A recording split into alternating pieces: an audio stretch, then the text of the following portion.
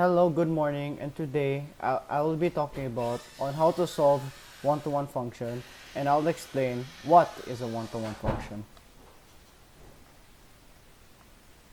So first of all, let's talk about one-to-one functions. A one-to-one function is a type of function which answers that never repeat.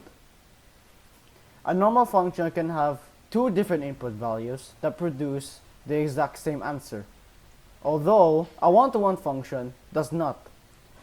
For instance, the function fx equals x squared is not a one-to-one function because it produces 4 as the answer when you input both a2 and a negative 2. But for the function fx equals x negative 3, it is confirmed a one-to-one function because it produces a different answer for every input. Now, how can we identify which one-to-one function is correct? If a graph of a function is f is known, it is easier to determine if the function is a one-to-one. In order for us to do this, we have to use the horizontal line test. If there is no horizontal line that intersects the graph of the function f in more than one point, then the function is confirmed a one-to-one. Now, for all of you who are wondering, what is a horizontal line test? A horizontal line test is an easier method that can be identified whether a given function has an inverse, but most importantly, to find out if the function is also a function. Now, continuing the slide of which one-to-one function is correct, we can learn a lot by comparing graphs of functions that are and are not one-to-one functions. Let's take a look at what is a function and what is not a one-to-one function. The function shown here is fx, x plus 2, and it is confirmed a one-to-one function.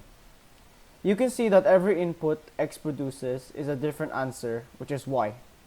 Now let's take a look at the graph fx squared, which is not the one-to-one function. This function is not the one-to-one function because we have two different input values. X that produces the same answer, y. Look at the graph when the input is both 3 and a negative 3. You can see here that both produce 9 as the same answer. Now let's try out this first example that we have. Let us find out if the equation y equals x squared is a one-to-one function. So for the solution, for both x value, there is only one x value.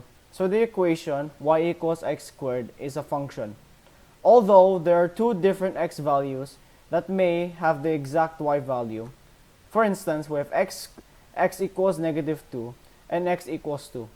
That will yield y equals 4 because it's a negative 2 times 2 equals 4. So the function is not a one-to-one. For the second example, is the function f defined by a one-to-one function? So for the solution, two different values in the domain, namely 5 and 6, have the same output. Therefore, the function f is not a one-to-one function.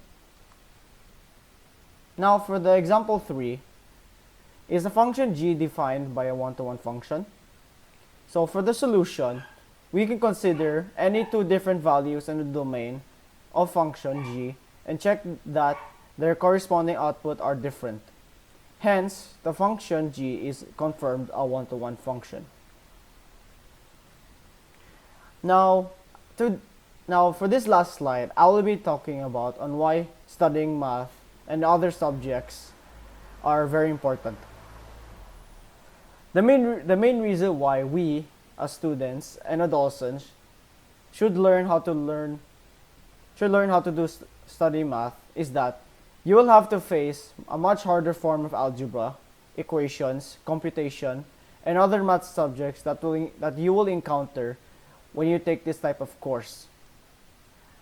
Although math isn't the only subject that you will have to worry about.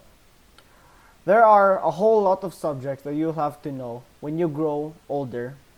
such as English, oral communication, history, science, and other subjects. Let's take science as an example. When you take up science courses, you will have to know all the science related subjects such as chemicals, rocks, plants, animals, cells, body systems, minerals, and a whole lot more science subjects you'll have to know if you ever want to become a scientist or doctor whatsoever. To put this question in simpler terms, studying is a very important because it allows you to express your talents on which subjects you're good at. Thank you for listening.